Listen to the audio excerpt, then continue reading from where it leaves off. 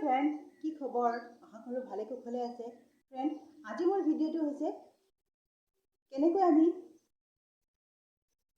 ঘৰৰ বস্তুৰে আমি নিজৰ মুখখন বগা কৰি ল'ব পাৰোঁ আৰু গালত পিম্পলছ নোলোৱা কৰি থাকিব পাৰোঁ আৰু মুখত যদি গাঁত হৈ গৈছে সেইবিলাক আমি বন্ধ কৰিব পাৰোঁ আৰু গালখন যদি চিকচিকাই থাকে।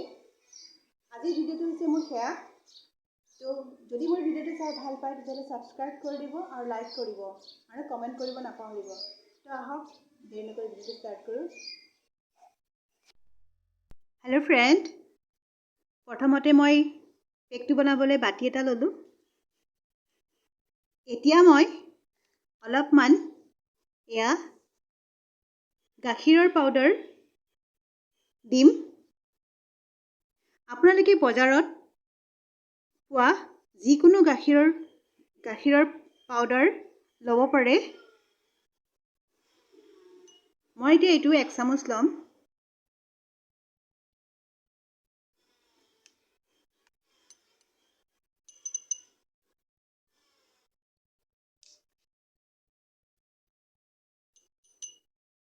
মই এইটো ল'লোঁ। ইয়াৰ লগত মই এতিয়া অলপমান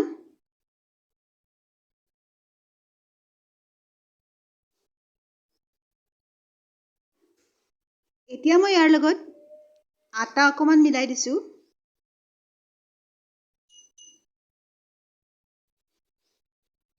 এতিয়া মই ইয়াত অকণমান গোলাপ জল এড কৰিম।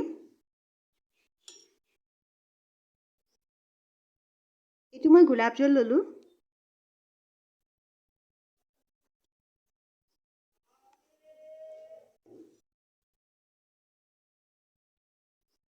মই গোলাপ জল 1 চামুচ ল'লোঁ। এতিয়া মই এইটো ভালকৈ মিক্স কৰিম।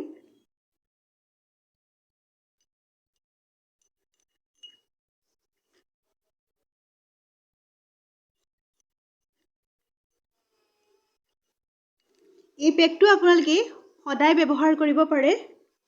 পেকটো লগাই যেতিয়ালৈকে নুশুকায় তেতিয়ালৈকে মুখত থাকিব দিব।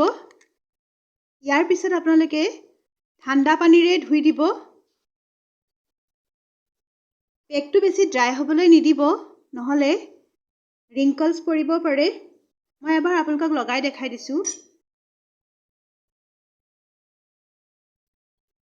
এয়া চাওক, মই ইয়াত লগাই দিছোঁ।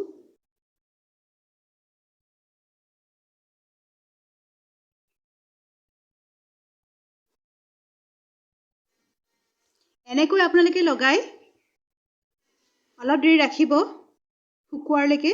তাৰপিছত ঠাণ্ডা পানীৰে ধুই দিব। এনেকৈ সদায় লগালে আপোনালোকৰ মুখখন দেখিব আপোনালোকে বহুত ধুনীয়া হৈ গৈছে, গ্ল' কৰিছে আৰু মুখত থকা সকলো দাগ আৰু গাঁতবিলাক নোহোৱা হৈ যাব। ভিডিঅ'টো চাই ভাল লাগিলে ছাবস্ক্ৰাইব কৰি দিব, লাইক কৰিব আৰু কমেণ্ট কৰিব। আজিলৈ ইমানেই।